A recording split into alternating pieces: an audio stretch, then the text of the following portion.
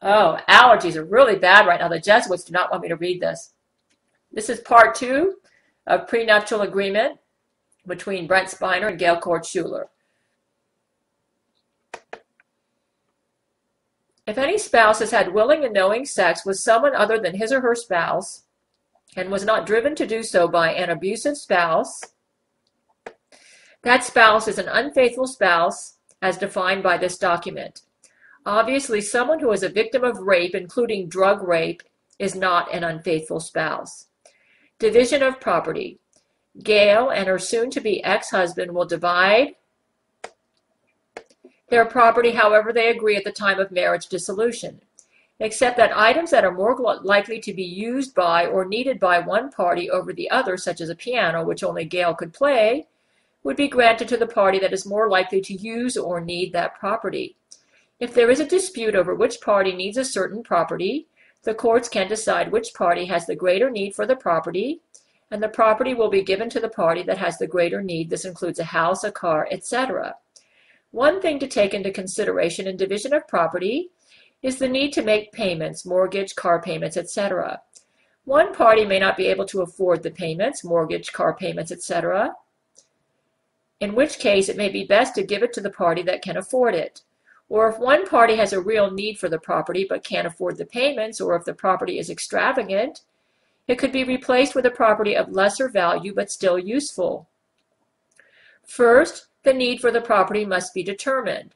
If the party that has the greatest need can't afford the property but needs to make payments on the property, but can't afford to make payments, then alimony payments that cover the payments for the property should be allowed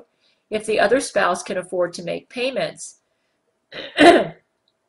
In cases where neither spouse can afford to make payments, then the property can be given to the party that has the greatest need, and that party must decide whether to agree to accept the property or to refuse the property. If they agree to accept the property in this case, they will be responsible for all payments of the property and can't fault the other party if they fail to make payments. If the property is refused by both parties because neither wants to make payments, both must sell the property as soon as possible and divide the proceeds evenly between the parties. If the property is extravagant and the alimony payments would be outrageous to cover payments,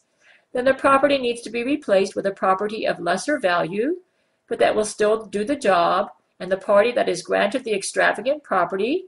will be awarded alimony to make payments on the extravagant property for a reasonable amount of time needed to sell or replace the property with a property of lesser value that will still do the job. Evidence must be provided by the party granted alimony to make payments on his or her extravagant property, that he or she is doing all in his or her power to sell the property to replace it with a property of lesser value that will still do the job, or he or she will lose the right to receive alimony payments for their extravagant but temporarily needed property. Should either party decide that they want to forfeit their right to a certain property and allow the other to have that property, they can agree to this in writing at the time of marriage dissolution. Division of monies and assets. Those monies and assets that have been earned primarily by the efforts of one spouse over the other spouse will be granted to the spouse that put the most effort into earning those assets. However, if both spouses have played a role in earning those assets or monies, then if there is a dispute over the percentages or how much each put into those assets, the courts or a legal arbitrator will determine the percentage of effort that each spouse put into earning those monies and assets, and then after that percentage is determined, the percentage of effort that the spouse put into earning that asset or monies will be the percentage rewarded to the spouse after the marriage dissolution. Once an agreement over percentages is reached, that agreement and the percentages agreed upon will be put in writing and signed and dated by both parties with witnesses. Exception. If, for whatever reason, one spouse could not play a role in earning monies or assets for the family due to health problems, other than those health problems caused by attempted suicide, or by mental illness, or by extreme negligence, or if a spouse could or did not play a role in earning monies or assets due to a mutual decision by both spouses at the time of their marriage that one spouse should stay more at home than the others and therefore not bring any or much income into the family, while the other earned money from a job other than that of homemaker or parent, then the spouse that stayed more at home and could not or did not bring in any or much income, while the other could advance his or her career, will be awarded monies and assets that are compatible to the income that this stay-at-home spouse could have earned if he or she continued his or her job in the workplace, in a job comparable to his or her skills and or abilities. If that spouse, after the marriage dissolution, has a need for income to meet basic expenses as defined by this document. The basic premise of this prenuptial agreement is that if there is no need because basic needs are met, then no monies from the incomes or inheritances of either ex-spouse will be granted to the other ex-spouse other than those monies and assets they have already earned through their own incomes, savings, or inheritances. If both parties have money saved together in any type of savings or assets, they will be divided to each spouse according to the amount that each contributed to the account, or an amount mutually agreed upon by both parties.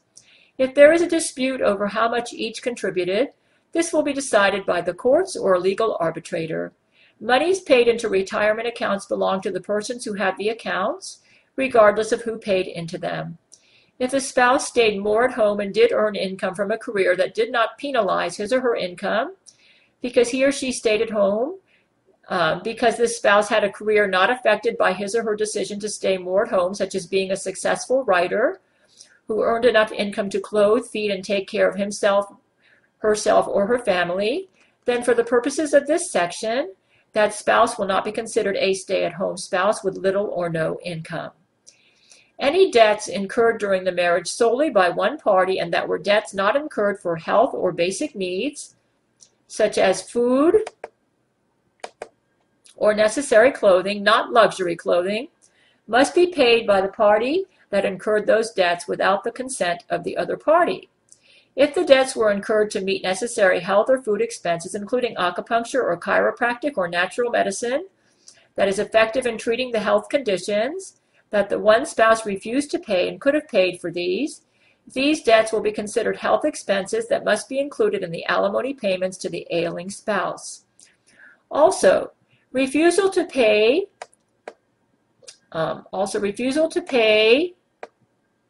for the necessary health expenses of the ailing spouse will be considered a form of abuse as defined in this document, especially if there was a way these payments for the health care could have been made while the two were married. If one spouse claims that a health treatment is fraudulent and therefore he or she should not be required to pay for this, evidence must be shown that this treatment does not help the patient's condition or worsens it. And this evidence must be verified by health professionals knowledgeable about the treatment, who are licensed to perform this type of treatment, and who are qualified to make this assessment. No spouse will be penalized for failing health as a reason for failed monies or assets in the marriage, as long as the failing health was not caused by attempted suicide or mental illness or by extreme negligence. If one spouse or soon-to-be ex-spouse has a need for income that he or she could have earned if he or she retained his or her health during the marriage, that needed income will be granted to the spouse as much as is reasonably possible, and that won't debilitate the spouse who must pay. If the ill ex-spouse has enough of his or her income to take care of his or her health expenses, he or she cannot require the ex-spouse to cover any of his or her health expenses. This section is included in this document to prevent a marriage breakup solely due to a cold spouse who wants to dump his or her partner because his or her health expenses are getting too expensive for him or her.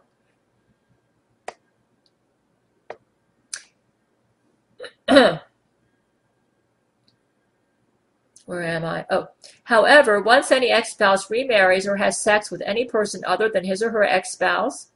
the requirement to pay the health costs of that ex-spouse ends, and the ex-spouse is no longer responsible for the health costs of that ailing spouse who has become intimate with another besides his or her former spouse. If a spouse who is making health payments suspects that his or her ailing ex-spouse has had willing and knowing sex with another besides himself or herself, He or she must provide evidence that this is the case. The evidence cannot be based upon presumptions or because the two were alone in a dark room together. Maybe they didn't intend to be in the dark room together. And even if they were in the dark room together, it doesn't mean they had sex or that the sex was willing and knowing. Basically, the ex-spouse won't get out of the health care costs of the ailing spouse unless he or she can prove beyond any doubt that this ailing spouse has had willing and knowing sex with another besides himself or herself. If the marriage breakup is because the ailing spouse has had sex with another besides his or her spouse and was not driven to have this sex by an abusive spouse, no spouse is required to make any payments for the health problems of the unfaithful spouse. Both spouses are required to maintain or have some type of health insurance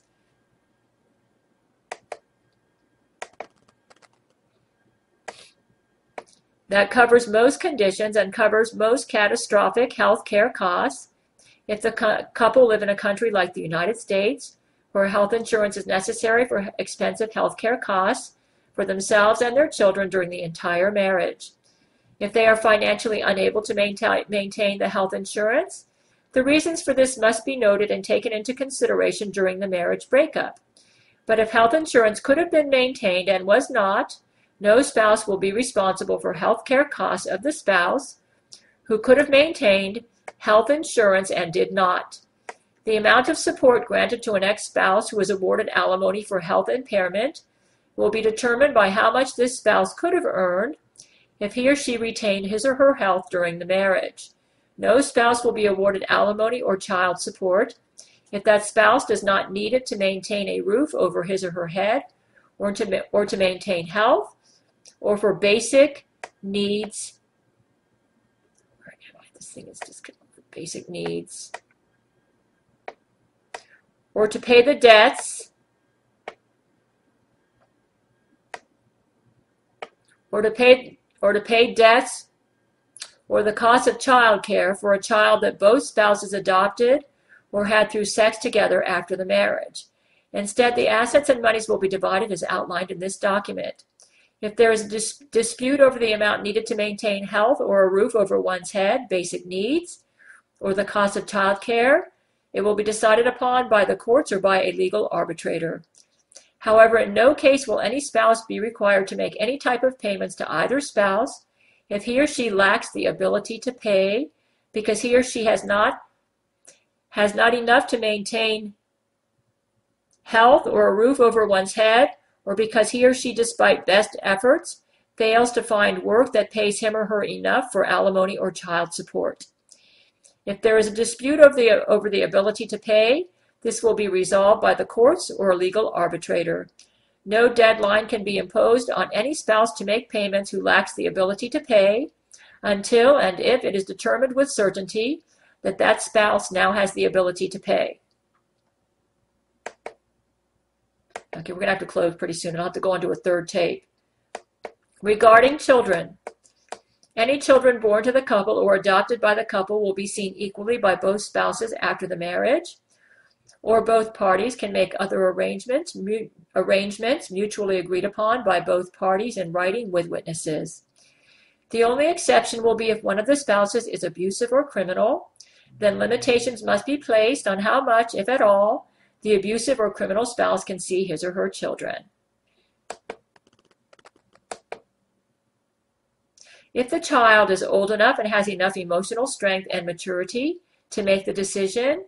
he or she will decide which parents he or she wants to see or live with. If the child does not want to make this decision or is incapable of making this decision, then a psychiatrist chosen by Gerard Butler or Gerard Butler himself, a psychiatrist who practices in England and who played the Phantom in the Phantom of the Opera,